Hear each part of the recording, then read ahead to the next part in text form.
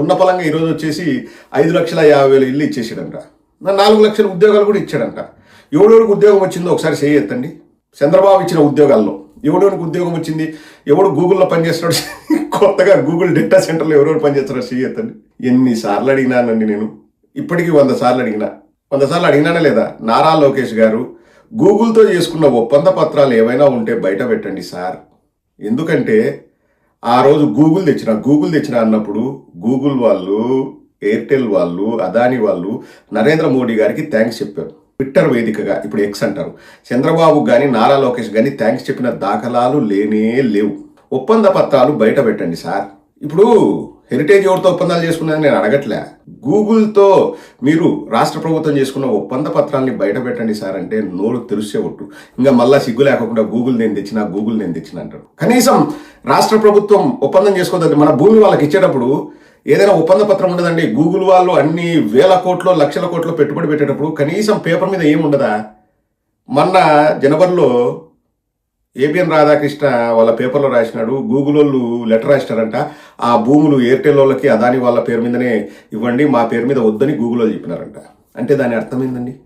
ఇప్పుడు మన భూమి గూగుల్కి ఇస్తున్నాం అనుకోండి, కనీసం ఇస్తున్నట్టు ఏదైనా పత్రం ఉండాలి కదండి. ఏదైనా పత్రం ఉండాలి కదా. ఏం పత్రం ఉంది? అదాని వాళ్ళతో ఒప్పందం ఉంది. అదాని వాళ్ళతో జగన్మోహన్ రెడ్డి గారు చేసుకున్న ఒప్పందం మీద కంటిన్యూ అవుతుంది. ఇంకా గూగుల్ వాళ్ళతో ఏం ఒప్పందం చేసుకున్నారు రాష్ట్ర ప్రభుత్వం? నేను 100 సార్లు అడిగింటా ఇప్పటికి. నాయన నారా లోకేష్, నీకు దండం పెడతాను ఆయన, గూగుల్తో చేసిన ఒప్పందం చూపినాయన. ఇప్పుడు నువ్వెవరు అడగడానికి, నీకేం సంబంధం అంటే ప్రతి ఒక్కరికి, రాష్ట్ర పౌరుడికి హక్కు ఉంది. ఎందుకంటే భూమి అన్నది చంద్రబాబు 2 ఎకరాల భూమి కాదు ఇచ్చింది గూగుల్కి. ఏడా నారావారిపల్లిలో ఉన్న 2 ఎకరాల భూమి కాదు గూగుల్కి ఇచ్చేది. అసలు గూగుల్కి ఇవ్వలేదు, అది వేరే విషయము. ఎవరికైనా కానీ ఏ కంపెనీకి ఇచ్చినా అది ప్రజల భూమి, ప్రజలందరికీ అడిగే హక్కు ఉంది. నారా లోకేష్ చెప్పడు. ఎందుకంటే ఆడ ఉంటే కదూ, అగ్రిమెంట్ ఉంటే కదూ. అగ్రిమెంట్ అదానితో ఎయిర్టెల్ వాళ్ళతో ఉంది. అదాని వాళ్ళు, ఎయిర్టెల్ వాళ్ళు గూగుల్ వాళ్ళతో మాట్లాడుకున్నారు. రేపు వాళ్ళిద్దరికి ఏదైనా సెడి, వాళ్ళిద్దరూ ఏదైనా గొడవ పడి గూగుల్ వెళ్ళిపోయినా కానీ రాష్ట్ర ప్రభుత్వం ఎందుకు వెళ్ళిపోతున్నావు అని అడిగే హక్కు కూడా మనకు లేదు. నేను గుగ్గులు తెచ్చిన, నేను గుగ్గులు తెచ్చిన, నేను పానకం తెచ్చిన, నేను వడపప్పు తెచ్చిన, నీ చెప్పుకోవాల్సింది. మొన్ననే శ్రీరామనవమి రోజు పానకము గుగ్గులు చేస్తారు మా సైడు. మీ గుగ్గులు అంటే తెలియదంటే ఇంకా గూగుల్లో వెతకండి. ఇంకంతే. వాళ్ళ కొడుకు గూగుల్ తెచ్చినాడు, ఈయన ఇల్లు కట్టినాడు. Same to same. ఆవు సెల్లో మెచ్చదు, దూడ గట్టులో మెచ్చదే. అబ్బే 2 లీవ్స్, 2 ఆకులు ఎక్కువ చదివింది ఇక్కడ దూడ. ఉన్న పలంగా ఈరోజు వచ్చేసి 5,50,000 ఇల్లు ఇచ్చేసాడంట. 4 లక్షల ఉద్యోగాలు కూడా ఇచ్చాడంట. ఎవడెవరికి ఉద్యోగం వచ్చిందో ఒకసారి చేయొద్దండి.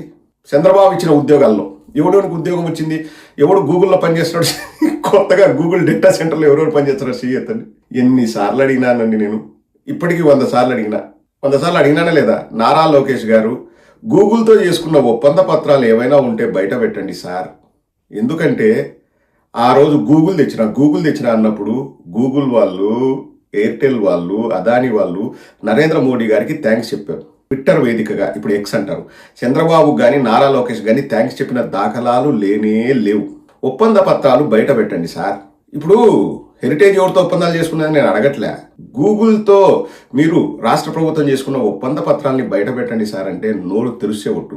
ఇంకా మళ్ళా సిగ్గు లేకుండా గూగుల్ నేను తెచ్చిన అంటారు. కనీసం రాష్ట్ర ప్రభుత్వం ఒప్పందం చేసుకోవద్దు. మన భూమి వాళ్ళకి ఇచ్చేటప్పుడు ఏదైనా ఒప్పంద పత్రం ఉండదండి. గూగుల్ వాళ్ళు అన్ని వేల కోట్లు, లక్షల కోట్లు పెట్టుబడి పెట్టేటప్పుడు కనీసం పేపర్ మీద ఏముండదా? మొన్న జనవరిలో ఏబిఎన్ రాధాకృష్ణ వాళ్ళ పేపర్లో రాసినాడు, గూగుల్ వాళ్ళు లెటర్ రాసినారంట, ఆ భూములు ఎయిర్టెల్ వాళ్ళకి, అదాని వాళ్ళ పేరు మీదనే ఇవ్వండి, మా పేరు మీద వద్దని గూగుల్ వాళ్ళు చెప్పినారంట. అంటే దాని అర్థమైందండి. ఇప్పుడు మన భూమి గూగుల్కి ఇస్తున్నాం అనుకోండి, కనీసం ఇస్తున్నట్టు ఏదైనా పత్రం ఉండాలి కదండి. ఏదైనా పత్రం ఉండాలి కదా. ఏం పత్రం ఉంది? అదాని వాళ్ళతో ఒప్పందం ఉంది. అదాని వాళ్ళతో జగన్మోహన్ రెడ్డి గారు చేసుకున్న ఒప్పందం మీద కంటిన్యూ అవుతుంది.